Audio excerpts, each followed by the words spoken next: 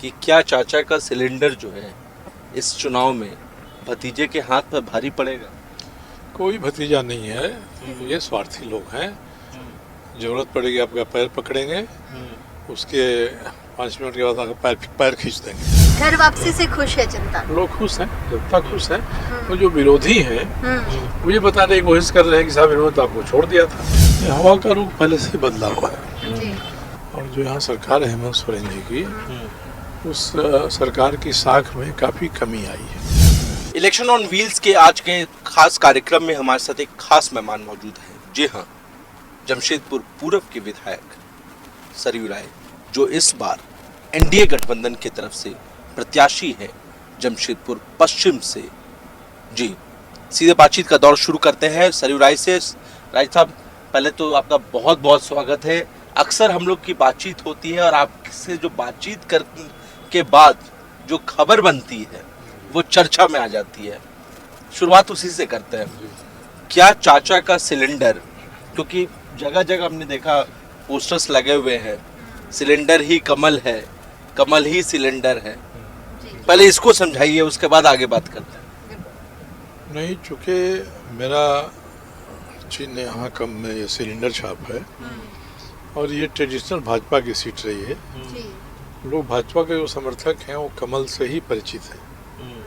दूसरे की कुछ भाजपा से के लोग हैं जो बागी होकर लड़ रहे हैं, वो भी प्रचार कर रहे हैं, या कांग्रेस के जो उम्मीदवार हैं वो भी प्रचार कर रहे हैं कि तो भाजपा के हैं नहीं।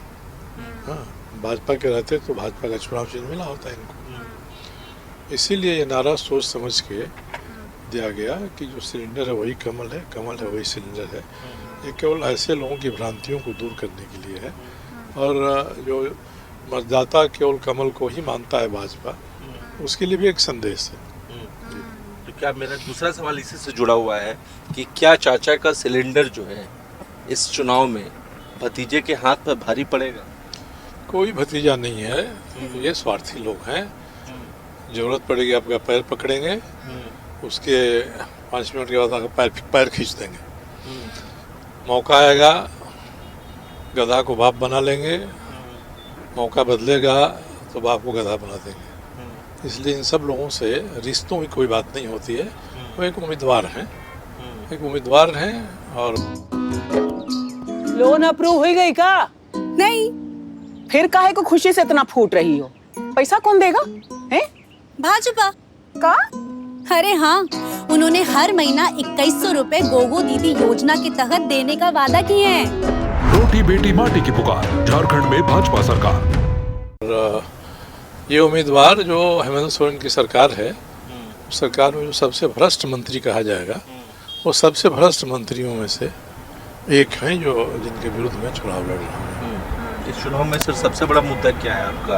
अब किन मुद्दों के आधार पे? मेरा मुद्दा है कि 5 साल पहले मैंने ये क्षेत्र छोड़कर जब पूर्वी में गया था, उस समय इस क्षेत्र में जितना मैंने काम किया था जन सुविधाओं के मामले में, पानी, बिजली, सड़क, सफाई के मामले में, आज क्षेत्र वही है या उससे भी बदतर स्थिति में है। पेयजल की स्थिति तो और भी खराब है। मैं जहाँ जा रहा हूँ वहाँ जनता ही शिकायत कर रही है कि पीने का पानी नहीं मिल रहा है। अब इसलिए मेरा पहला तो मुद्दा ही है कि जो जन सुविधाएँ हैं जिनको मैंने आरंभ किया था उनको फिर से बहाल करना है, लोगों को ये सारी सुविधाएं मिलें। ऐसा नहीं कि हम कोई महंगे इंफ्रास्ट्रक्चर डेवलपमेंट के काम में लग जाएं और बड़े बड़े काम का दिखावा करें। मेरा है कि मैं उनको फिर से बहाल करूंगा, लोगों तक ये सुविधाएं पहुंचे इसकी मैं व्यवस्था करूंगा। आपने कहा था कि अगर एनडीए तय करेगा तो मैं बन्ना के खिलाफ चुनाव लड़ूंगा। अब तो एनडीए ने तय कर दिया है, तो अब कैसे उनके खिलाफ लड़ने की तैयारी है, क्या रणनीति है? क्योंकि वो तो पुराने समय से इस सीट पर अब काबिज रहे हैं और आप पूर्वी से विधायक हैं, अब पश्चिमी से फिर से आए हैं, तो कैसा रहेगा? मतलब ये मैं पश्चिमी से 2005 में जीता, 2014 में जीता, इसलिए पश्चिमी क्षेत्र मेरे लिए अपरिचित नहीं है। जी बिल्कुल, ये चप्पा चप्पा से मैं परिचित हूँ और लोग भी मुझसे परिचित हैं। इसलिए उस मामले में कहीं भी कोई ऐसी स्थिति नहीं है कि मुझे कोई कठिनाई पैदा हो। ये सारे लोग बहुत अच्छी तरह से मुझे जानते हैं और लोगों ने अपना लिया है। अच्छा हो गया, फिर आ गए अब चले गए थे, अच्छा नहीं लगता था। घर वापसी से खुश है जनता? लोग खुश हैं, जनता खुश है। और जो विरोधी हैं वो ये बताने की कोशिश कर रहे हैं कि साहब इन्होंने तो आपको छोड़ दिया था। मगर जनता को इससे कोई मतलब नहीं है। सब जनता जानती है कि मेरा जमशेदपुर पूर्वी में जाना एक विशेष परिस्थिति में हुआ। अगर मैं पूर्वी नहीं भी जाता तब भी मैं यहाँ से तो विधायक का प्रत्याशी नहीं रहता पिछली बार में। ऐसे लोग जानते हैं, इसलिए इसमें कोई दम नहीं है। ये रहा आपका आलीशान घर। बारिश आए या तूफान, इसे कुछ नहीं होगा। ऐसा घर क्यों? मुझे बताइए, बीते 5 साल में अबुआ आवास मिला आपको? ऊपर से बालू की कीमत आसमान छू रही है। टेंट नहीं, पक्का घर चाहिए। पिछले 5 साल में झारखंड का ये हाल करने वालों, हमें हिसाब दो। लेकिन सर इसी से जुड़ा हो, क्योंकि आपने पूर्व और पश्चिम के बारे में बताया कि आप पूर्व क्यों गए। यही सवाल सर हमने जब स्वास्थ्य मंत्री बन्ना गुप्ता से पूछा था कि क्योंकि अब आपके सामने सरयू राय हैं, तो उनका ये जो आप कह रहे थे इसी से जुड़ा उनका ये कहना था कि वो तो भगौड़े हैं। 2019 में उन्होंने जमशेदपुर पश्चिम की जनता को वो छोड़ के भाग गए। अब उनके बारे में हम क्या कहें? अब बन्ना गुप्ता की समझदारी इतनी नहीं है कि मैं जमशेदपुर पूर्वी में विधायक था तब भी जमशेदपुर पश्चिम के जितने हमारे सामाजिक संबंध थे या भाजपा के लोग या कोई भी मेरे यहाँ जाता था तो मैं उनका काम वैसे ही करता था। उनके नज़र में लग रहा हुआ क्योंकि उनके लिए एक नारा है। यहाँ के लोग जानते हैं कि जो मेरे पास आया मैंने सबकी मदद की और विधायक के नाते मैंने पूर्वी में काम किया और संबंधों का निर्वाह मैंने जमशेदपुर पश्चिम में भी किया, पूरी तरह से किया। अच्छा, भाग जाना क्या है? मैं तो एक चुनौती को स्वीकार किया था और पूर्वी में लड़ने गया था, कोई भाग कर तो गया नहीं था। अगर मैंने चुनौती स्वीकार करके मैं पूर्व में नहीं गया होता तभी उस समय भारतीय जनता पार्टी तो मुझे टिकट नहीं दी होती, तो मैं विधानसभा का चुनाव नहीं लड़ता, ऐसे ही यहाँ नहीं रहता। तो इसमें कोई भागने और पकड़ा होने की बात नहीं है। मेरे खिलाफ में उनको और कोई भी दूसरी चीज़ें नहीं मिलनी है इसको कहें, इसलिए वो ये बात करते हैं। इन दिनों काफी ज्यादा आरोप प्रत्यारोप का भी हम ये देख रहे, खबरें देख रहे हैं, जिस तरह से कभी बन्ना गुप्ता कह रहे हैं कि फर्जी केस किया जा रहा है, आपकी तरफ से भी बहुत सारी बातें कही जा रही है। वहीं अगर हम बात करें खुद बीजेपी के नेता जो ढुल्लू महतो, उनका भी कुछ दिन पहले आपको लेकर स्टेटमेंट जारी हुआ था, तो विपक्ष के लोग तो हावी हो ही रहे हैं, आपकी खुद एनडीए खेमे के लोग भी हावी हो रहे हैं। देखिए, ढुल्लू महतो मुझसे क्यों नाराज है? क्यों नाराज? मैंने धनबाद में कुछ मुद्दे उठाए थे जी, वो मुद्दे सही हैं। ढुल्लू महतो का जो अपना गांव है, अपना घर है, अपने गोतिया देहात हैं, अशोक महतो हैं, उनकी पत्नी है, उनकी बेटी है, तो उन्होंने इतना ज़्यादा अत्याचार किया। वो लोग मेरे पास आए, उनके खेत पर कब्जा कर लिया, उनकी खड़ी फसल को रौंदवा दिया। तो मैंने कहा कि नहीं, मैं आपका मामला टेकअप करूंगा, मानवीयता का मामला है। दूसरा, 2 गांव हैं कतरास के पास में, लेडी डूमर और दरिदा, दोनों में सड़क के किनारे ऊंची दीवार खड़ा कर दी गई है और उस दोनों गांव के लोग मेरे पास आए कि हम लोग 2022 से सब जगह हम लोग गए, कोई हमारी मदद नहीं कर रहा है। राज्यपाल, मुख्यमंत्री, हम लोग का खेत है और ढुल्लू महतो जी ने दीवार खड़ा करा दिया है, हम लोग खेती करने नहीं जा सकते। मैंने कहा कि नहीं, मैं आपको आपका हक दिलवाऊंगा, चाहे कोई भी बड़ा आदमी हो। मैंने राज्यपाल से मिलकर इसमें जांच कराया, आदेश दिलवाया। हम लेकर आए हैं द फ्लाइंग मटका। ये मटका घर बैठे कुएं से पानी भर के लेके आएगा। ये मटका क्यों? मुझे बताओ, केंद्र सरकार ने आपके घर में नल लगवाए, क्या यहाँ के लोगों ने पानी पहुँचाया? इसीलिए यही प्रोडक्ट लगेगा ना बहन। मटका नहीं, नल से पानी चाहिए। पिछले 5 साल में झारखंड का ये हाल करने वालों, हमें हिसाब दो। वहाँ के डीसी को कहा, सबसे कहा, पब्लिकली भी उठाया मैंने। तो जो गरीब गुरवा हैं, उनके गांव के तो अपने ही भतीजे चचा लेंगे रिश्ते में, वो हैं। लेडी डूमर आज के भी 95% लोग अत्यंत पिछड़ी जाति के लोग हैं, उसमें उनके समुदाय के तेली भी। तो ये 2 महीने उसी समुदाय के गरीबों की मांग उठाई, उनको न्याय दिलाने का मामला उठाया। ये उनके खिलाफ जाता था, इसलिए मुझसे नाराज हो गए। जी। और ऐसी नाराजगी मोल लेते रहना मेरा स्वभाव है। बकायदा जमशेदपुर में आकर भी उन्होंने स्टेटमेंट जारी किया। दिया, एक बार दिया, उसको दोबारा वो आए नहीं। उनकी जी। पार्टी में क्या हुआ पता नहीं, हम्म, मगर वे मुझसे नाराज क्यों हुए, इसकी हकीकत यही है कि मैंने उसी समुदाय के गरीब कमजोर लोगों का मामला उठाया, उनको न्याय दिए जाने की मांग की और आश्वासन भी दिया। आज भी मैं उस आश्वासन पर कायम हूँ कि मैं उनको न्याय दिलाऊंगा। तो ऐसे लोगों की आवाज़ मैंने उठाया तो कोई नाराज होता है, इसकी मैं चिंता करने लगूं तब तो फिर आदमी को सार्वजनिक जीवन में लाना ही मुश्किल हो जाएगा। सर, इसी से जुड़ा हुआ मेरा सवाल है, क्योंकि डुल्लू महतो के खिलाफ आपने आवाज़ उठाया लोकसभा चुनाव से ठीक पहले, और ये आवाज़ पूरे प्रदेश में इसकी गूंज सुनाई दी। बिल्कुल। 2019 में आपने प्रदेश के मुख्यमंत्री के खिलाफ भी आवाज़ उठाई। जी। आप पश्चिम से पूरब चले गए, आपने उन्हें चुनाव में शिकस्त दे दी। आज राज्यपाल है, उनकी बहू चुनावी मैदान में है। हमने वो तस्वीरें देखी कि आप उन्हें आशीर्वाद दे रहे हैं, जो नॉमिनेशन वाले दिन। आशीर्वाद इसमें उनकी बहू है, उनकी बेटा, उनके बहू से कोई हम लोगों का मतभेद नहीं है। जी। हम लोग एक मंच पर बैठे थे, जिस दिन नॉमिनेशन था, वो मेरे पास आई, अखबारों में फोटो आया, उन्होंने तो घर घर जाकर लोगों का आशीर्वाद मांगा। जी। मेरे घर तो कभी नहीं आई हो। उस मंच पर मैं बैठा था, वहाँ पर आई, उन्होंने पैर छूकर प्रणाम किया। बात इतनी है, आशीर्वाद बहू खड़ी है भाजपा के उम्मीदवार के नाते, तो मैं उनके लिए वही धारणा क्यों पालूंगा जो पहले रघुवरदास जी के लिए थी।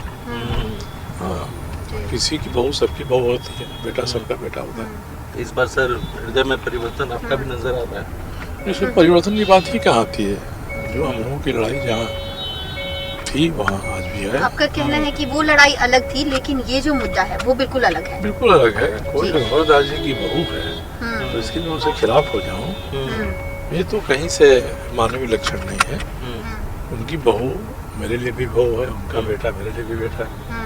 हमारी कंपनी का सबसे बड़ा आविष्कार, खुद से सवाल का जवाब देने वाली कॉपियाँ। ये कॉपियाँ क्यों? अपने यहाँ की कुछ स्कूलों की हालत देखी हो? विद्यार्थियों के मुकाबले शिक्षकों की संख्या बहुत कम है। कॉपियाँ नहीं, अच्छे स्कूल और टीचर लगेंगे। पिछले 5 साल में झारखंड का ये हाल करने वालों, हमें हिसाब दो।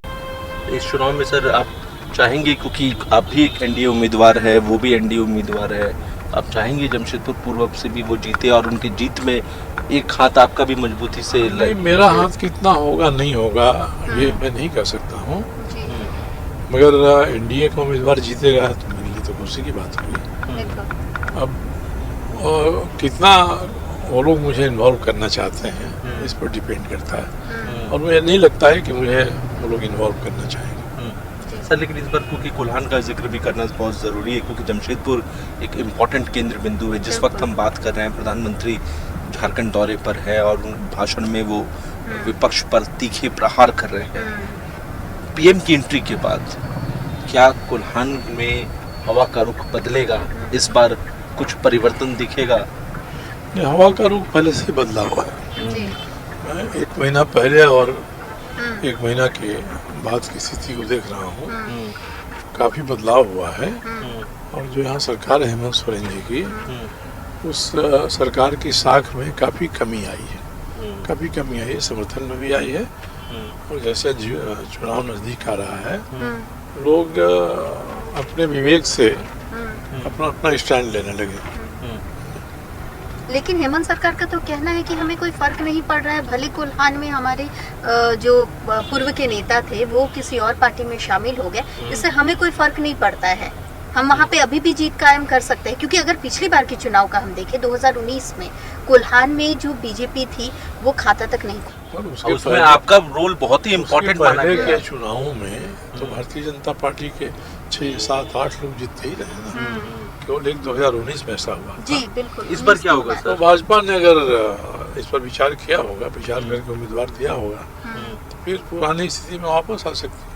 मतलब इस बार संभावनाएं हैं आपको लग रहा है? हाँ, नहीं, बिल्कुल संभावना है, क्योंकि भाजपा का जो आधार क्षेत्र है वो तो है ही वहाँ। एक खास परिस्थिति में उनका आधार क्षेत्र कायम नहीं रहा, इसलिए कि आजसू भी लड़ गया था। लो सिलेंडर फिर खत्म। ऊपर से त्योहार भी आ रहा है, अब कुछ मीठा नहीं बनेगा। बनेगा, जरूर बनेगा। कैसे? ऐसा क्या बदलेगा? वक्त बदलेगा जब सरकार बदलेगी। भाजपा की सरकार आते ही 500 रुपए में सिलेंडर और साथ ही त्योहार में 2 सिलेंडर भी मुफ्त में मिलेंगे। रोटी बेटी माटी की पुकार, झारखंड में भाजपा सरकार। और शहरी क्षेत्रों में कुछ हमलों के प्रभाव के कारण भी वोट नहीं मिले थे। यानी कि पिछली बार जो अलग अलग चुनाव लड़ा गया उसका खामियाजा भुगता बीजेपी ने, या पिछली बार। अब तो क्या है कि इस बार आप एक साथ लड़ रहे हैं, अलायंस में आ गए, अब एनडीए गठबंधन में आप लड़ रहे हैं, तो इस बार उसका फायदा नजर आएगा? डेफिनेटली आएगा, फायदा नजर आएगा उसका, फायदा नजर आएगा। और जब भारतीय जनता पार्टी किसी अलायंस में नहीं थी जी, तब भी 2005 में 2009 में भाजपा के विधायक वहाँ से जीते थे जी। ऐसा नहीं कि नहीं जीते थे। तो 19 में ऐसा क्या हुआ कि वहाँ पर 2000 में भी जीत कर आए थे। खाता भी नहीं खोल पाई? 19 में ऐसा क्या हुआ कि खाता तक नहीं खोल पाई? और फिर 5 साल में ऐसा क्या बदलाव आ गया कि अब वहाँ पे बीजेपी दावे कर रही है कि मैक्सिमम सीट हम लेकर आएंगे कोल्हान से? देखिए, पिछली बार सरकार जो सरकार थी भाजपा की जी, उसके बारे में कुछ ऐसी चीजें प्रचारित हो गई कि आदिवासी हितों के विरोध में काम करने वाली सरकार है। एक बड़ा अंतर ये आया। और पिछले 5 साल में नहीं, मैं 4.5 साल की बात कर रहा हूँ। 4.5 साल के बाद जो 2-4 महीने हैं, इसमें भारतीय जनता पार्टी के राष्ट्रीय स्तर के नेताओं ने यहाँ आकर और जिन बातों को कहा है उन पर लोग गौर कर रहे हैं। और इस नाते मुझे लग रहा है कि थोड़ा सा पहले से बदलाव आया है। बीजेपी के स्टार एक सवाल है सर, अभी जैसे जिस सड़क पे हम गुजर रहे हैं, बिष्टुपुर से होते हुए निकले, अभी हमने देखा कि कई होर्डिंग्स लगे हुए थे, आपके भी लगे हुए हैं, आपके विरोधी के भी लगे हुए हैं। एक होर्डिंग है, उसमें बड़ा सा टैगलाइन दिया हुआ है, विकास और सेवा ही पहचान बनना कुत्ता। अब विकास और सेवा ही पहचान। सेवा उन्होंने क्या किया, मैं तो बता रहा हूँ कि लोगों को पीने का पानी नहीं मिल रहा है। विकास उन्होंने कुछ कॉस्टली इंफ्रास्ट्रक्चर जरूर उन्होंने खड़ा किया है। जैसे एक वो करें कि हमने फ्लाईओवर बनवा रहे हैं, वो फ्लाईओवर 471 करोड़ का है। और मैं पूर्वी क्षेत्र के विधायक के नाते उसी नदी पर एक पुल बनवाने का योजना पारित कराया हूँ। पुल से 4 किलोमीटर लंबा 4 लेन की रोड एनए से जोड़ने के लिए बनवा रहा। नौकरी ढूंढ लेती हूँ माँ, कब तक बोझ बनती रहूंगी आप पर? बोझ अकेले नहीं उठाना पड़ेगा, क्योंकि भाजपा की सरकार बनते ही युवा साथी योजना के तहत तुझे 2 साल तक हर महीने 2000 रुपए मिलेंगे। रोटी बेटी माटी की पुकार, झारखंड में भाजपा सरकार। उसका खर्च केवल 40 करोड़ रुपए आ रहा है। और इनका उसी नदी पर फ्लाईओवर है, उस फ्लाईओवर का खर्चा 471 करोड़ आ रहा है। तो ये तो लोगों के दिमाग में बात आती है ना कि उसी के जैसी एक योजना 40 करोड़ में बन रही है और इनके द्वारा बनाई गई योजना 471 करोड़ में बन रही है। तो केवल इतनी बात सामने आती, लोग सोचते हैं कि आखिर ये क्या है, कोई ये एस्टिमेट घोटाला है, इसमें डिजाइन घोटाला है, क्या है आखिर ऐसा, और क्यों यही स्कीम हम कर रहे हैं, इसी रूप में कर रहे हैं, ये बात तो आएगी। दूसरा एक वो कह रहे हैं कि मैंने एक हॉस्पिटल बनवा दिया 500 बेड का, वो भी 400 करोड़ रुपए का है। ये तो रघुवर दास जी की सरकार थी, उस समय स्वास्थ्य मंत्री चंद्रवंशी जी थे, उन्होंने बनवाना आरम्भ किया था उनके समय में। अभी जाके वो पूरा हो रहा है। मगर उसमें मैं यही कहना चाहूँगा कि बिल्डिंग तो बन गई, पर उस बिल्डिंग में पानी की व्यवस्था आज तक नहीं है। कहाँ से पानी आएगा उसमें? तो बिल्डिंग तो इलाज नहीं करेगी, सारी सुविधाएं देंगी तभी इलाज होगा। तो आज तक कोई पानी की व्यवस्था इन्होंने 5 साल में नहीं किया। तो उनको तो ये देखना चाहिए ना कि 5 वर्षों में अस्पताल चले, इसके लिए सारी सुविधाएं वहाँ सृजित करनी चाहिए थी। ये तो नहीं हुआ उन्होंने। तो ये जो भी कॉस्टली इंफ्रास्ट्रक्चर की बात करते हैं, उसको विकास बताते हैं, उसमें तो इनका निहित स्वार्थ लगता है। इंटरेस्टिंग सर, इस बीच क्योंकि गठबंधन तो हो गया आप लोगों का, जेडीयू, एजेसीयू, एलजेपी, बीजेपी, लेकिन क्या वाकई में दिल मिलता हुआ नजर आ रहा है? क्योंकि परिणाम पर इसका असर पड़ेगा। दिल की बात नहीं होती है। गठबंधन में जो चीज़ें फॉर द टाइमिंग डिसाइड होती हैं, तो उस पर ही लोग कायम रहें तो ही काफ़ी होता है। कोई दिल मिलने की बात नहीं है। कब तक यारी दोस्ती में करता रहेगा ये सब? कलकत्ता चला जा, मेरा भतीजा लगवा देगा काम पे। भाजपा की सरकार बनते ही सुनिश्चित रोजगार के तहत 2,87,000 सरकारी नौकरियां और 5 लाख स्वरोजगार नौकरियां मिलेंगी। मैं नहीं जा रहा कहीं। रोटी बेटी माटी की पुकार, झारखंड में भाजपा सरकार। अलग अलग दल अलग अलग है, दलों का अपना अपना स्वार्थ भी है, तो उसके आधार पर सीटों का बंटवारा हुआ है। तो केवल एक कमिटमेंट ही लोग पूरा करें चुनाव के लिए 13 नवंबर तक के लिए, तो ही पर्याप्त है। उसके बाद आगे क्या होगा समय बताएगा। 13 नवंबर को क्या होगा सर? 13 नवंबर को क्या होगा? 23 को क्या कह सकते हैं? अगर 23 जब फाइनल रिजल्ट सामने आता है तो आपका क्या मानना है? 13 को जो हो जाएगा, हवा कितनी बदली हुई नजर आ रही है इस बार?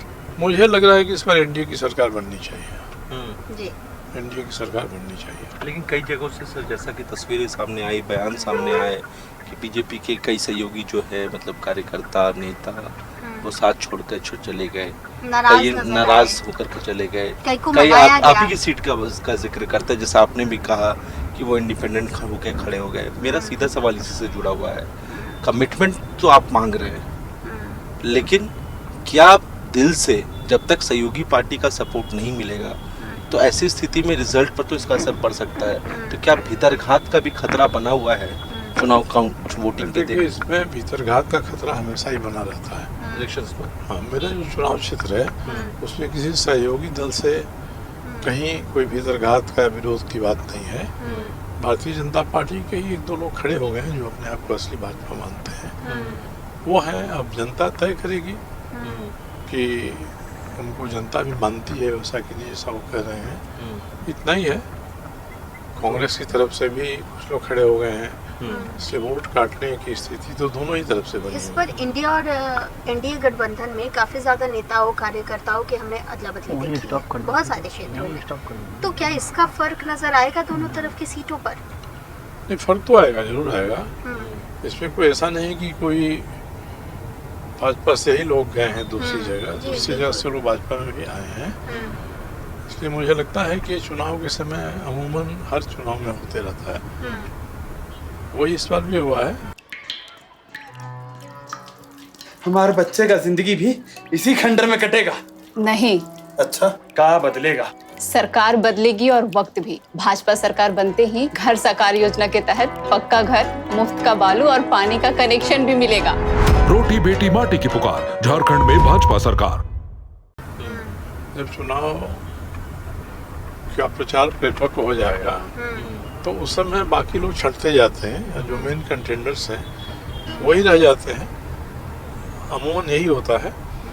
कभी कभी किसी खास परिस्थिति में कोई ऐसा आदमी है जो मजबूत है, वो अपने लिए जगह बना लेता है।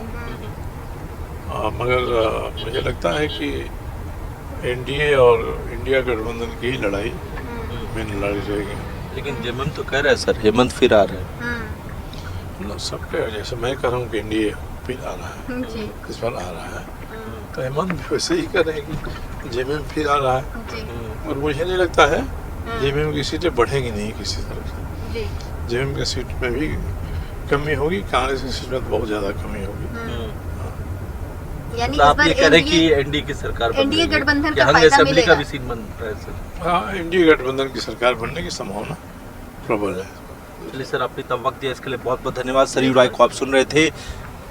झारखंड की राजनीति हो या बिहार या फिर देश की राजनीति में सरयू राय का कद इसी से समझा जा सकता है कि उनका नाम ही काफी है। इस बीच वो ये दावा कर रहे हैं कि 23 को एनडीए की सरकार आ रही है। क्या होगा 23 को पता चलेगा। अपने सहयोगी मंजूषा प्रभात के साथ मनीष मेहता, 99 न्यूज़, जमशेदपुर।